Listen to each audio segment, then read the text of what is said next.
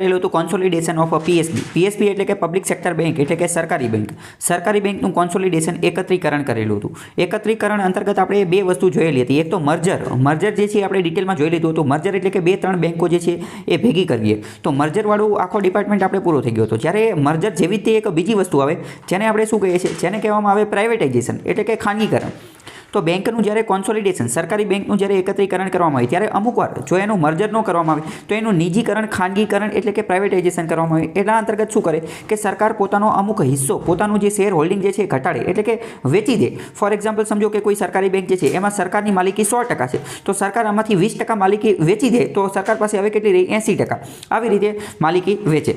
It involves government selling 51% or large share holding to private parties. પ્રાઇવેટાઇઝેશનની પણ એક વ્યાખ્યા છે. પ્રાઇવેટાઇઝેશનની વ્યાખ્યા શું છે? It involves government selling 51% or larger share holding to a private parties. જ્યારે કોઈ પણ બેંકના 51% અથવા 51% કરતાં વધારે શેર, વધારે હિસ્સો જે છે એ સરકાર દ્વારા પ્રાઇવેટ પાર્ટીને વેચવામાં આવશે તો એને જ પ્રાઇવેટાઇઝેશન કહેવામાં આવશે.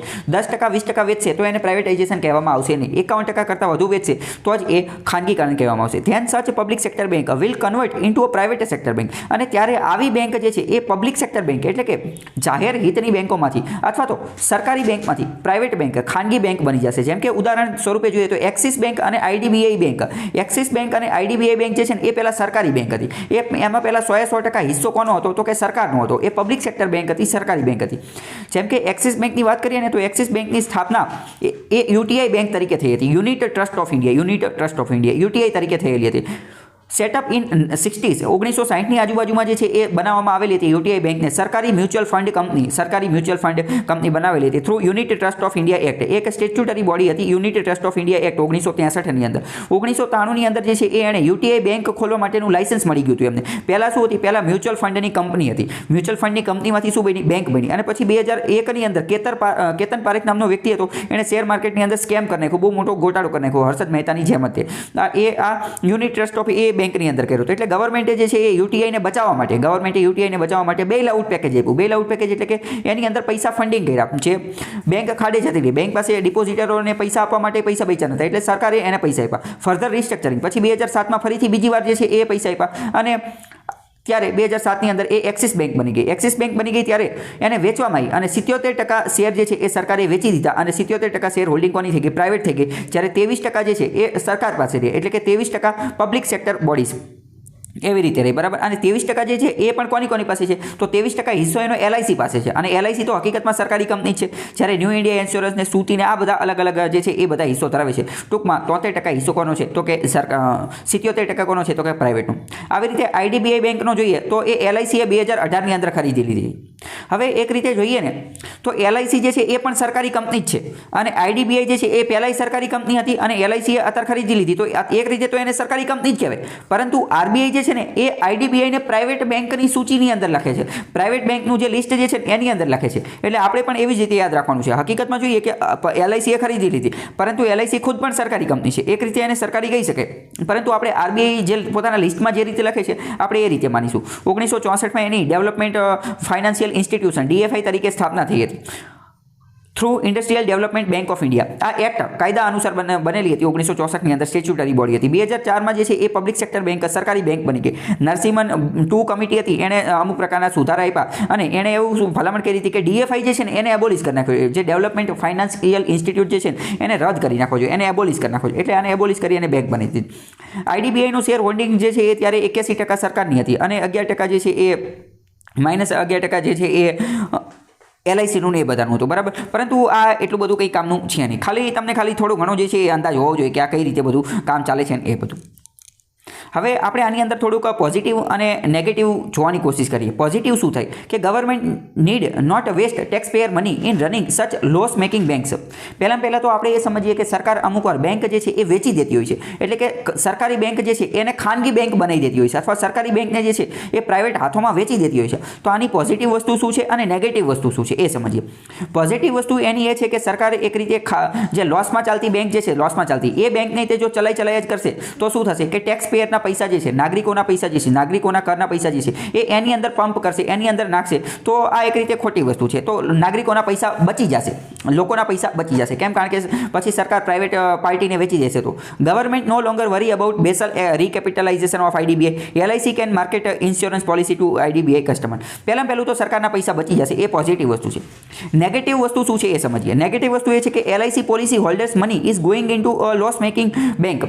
એલઆઈસીએ જે પૈસા આઈડીબીઆઈને ખરીદવા માટે નાખ્યા, તો એલઆઈસી પાસે આ પૈસા ક્યાંથી આવ્યા? તો એલઆઈસી જે છે વીમા માટેની કંપની છે. તો વીમા માટેની કંપનીમાં બધા લોકોએ જે વીમાની જે પોલિસી લીધી હોય એ પૈસા હોય, એટલે એ જ બધા પૈસા જે છે એ એલઆઈસી આની અંદર ઇન્વેસ્ટ નહીં કર્યા. ઇટ મીન્સ કે એલઆઈસીએ લોસ મેકિંગ બેંક હતી ને એની અંદર પૈસા ઇન્વેસ્ટ કર્યા. એટલે કે જે ઇન્વેસ્ટરો જે રહ્યા એ તો હકીકતમાં બધા નાગરિકો જ છે, તો એમને પણ લોસ જે છે એ સહન કરવો પડશે. They will be deprived of better insurance investment product opposite to had LIC invested in profitable company. જો એલઆઈસીએ જેટલા પૈસા આઈડીબીઆઈમાં ઇન્વેસ્ટ કર્યા એટલા જ પૈસા જો કોઈ પ્રોફિટવાળી કંપનીમાં ઇન્વેસ્ટ કર્યા હોત તો કદાચ એનો શેર, એનો ભાવ જે છે ઊંચો જાત અને જે વીમા ધારકો જે છે એને ફાયદો થાત, પરંતુ એ થયો નહીં. તો આ પોઝિટિવ અને નેગેટિવ બંને વસ્તુ જોઈ લીધું. આગળ આપણે એ પણ જોઈશું કે આ પ્રાઇવેટાઇઝેશન કરવાના ફાયદા શું છે અને નુકસાન શું છે, એ બંને પણ આપણે જોઈશું. બરાબર. બજેટ 2020ની અંદર ભારત સરકારે શું નક્કી કર્યું કે government of India will sell its remaining share from IDBI bank to private investor through the stock exchange. Stock exchange જે છે, શેર બજાર જે છે, શેર બજારના માધ્યમથી સરકાર આઈડીબીઆઈનો જે બાકીનો હિસ્સો જે છે એ પણ પ્રાઇવેટ ખેલાડીઓને વેચી દેશે. 77% જેટલો હિસ્સો તો એણે એલઆઈસીને વેચી દીધો હતો, બાકીનો જે છે એ પણ વેચી દેશે. ખાલી એમસીક્યુ માટે કામનું છે.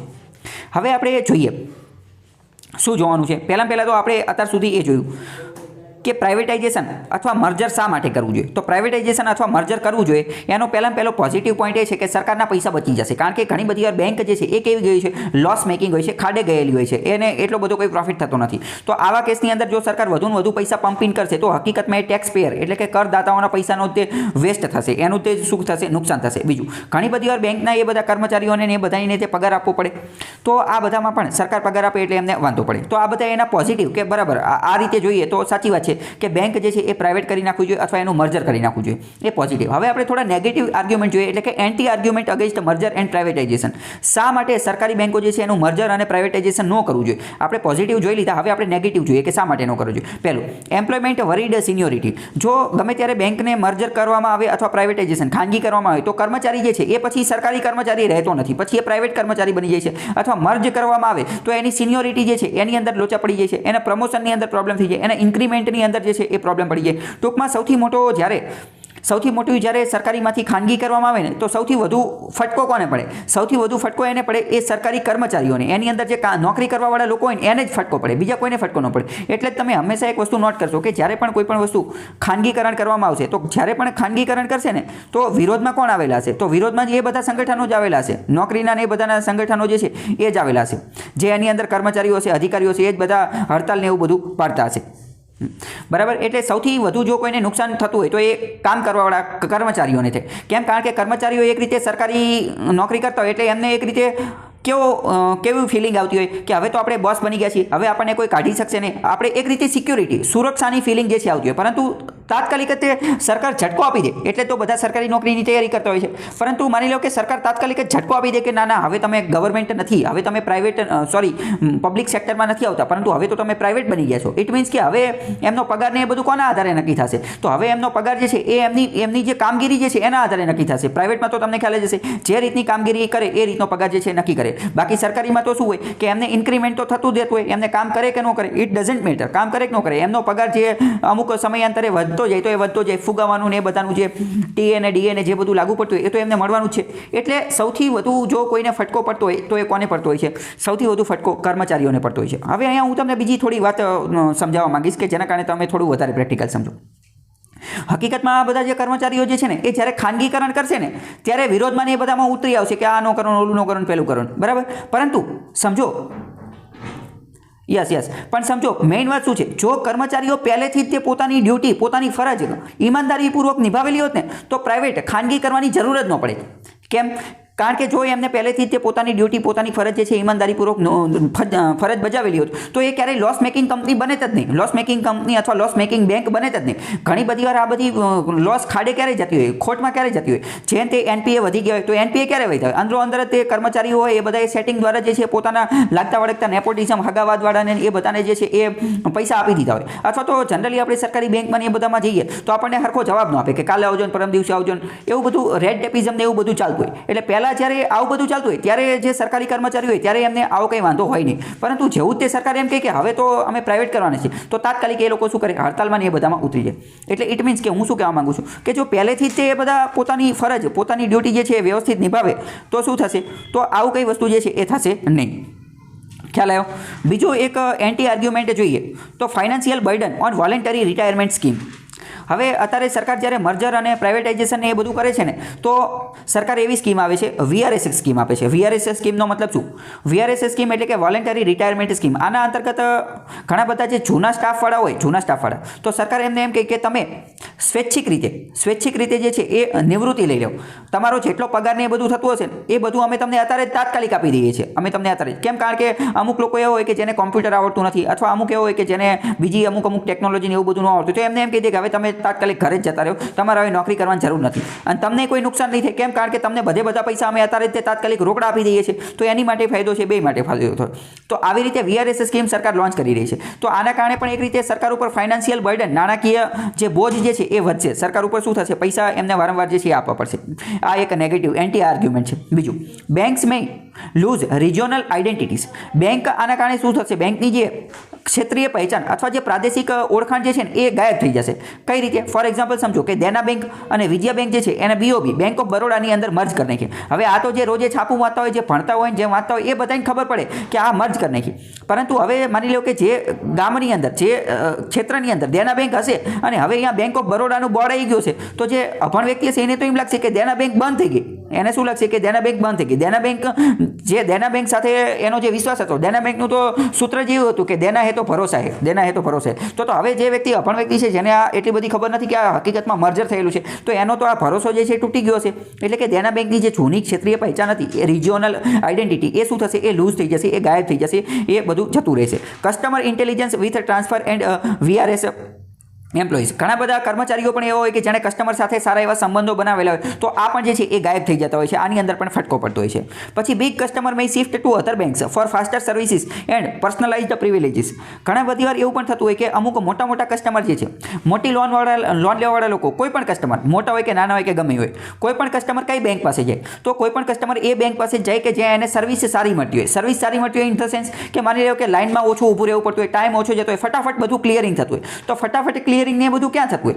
જે નાની બેંક હોય ત્યાં બધું ફટાફટ થતું હોય, કારણ કે કસ્ટમર ઓછા હોય તો ફટાફટ થઈ જતું હોય. તો માની લો કે મર્જર ને એ બધું કરે તો બેંક મોટી બને, તો કસ્ટમર ને એ બધું વધુ બને. તો પહેલા માની લો કે કોઈ મોટો બિઝનેસમેન, બિગ કસ્ટમર આવે તો બ્રાન્ચ મેનેજર અથવા કર્મચારીઓ જે છે એને પર્સનલી એટેન્શન, એને ધ્યાન આપી શકતા હોય, પરંતુ મોટી બેંક બને તો એને ધ્યાન ન આપી શકે. તો એવું બની શકે કે બિગ કસ્ટમર, મોટા કસ્ટમર એ બીજી નાની બેંક તરફ અથવા બીજી કોઈ પર્સનલાઇઝડ પ્રિવિલેજીસ, બીજી કોઈ સેવા તરફ કે જ્યાં બીજી બેંક હોય એની તરફ વળી શકે છે. એટલે કે બેંક કદાચ પોતાના કસ્ટમરો લૂઝ ગુમાવી શકે છે.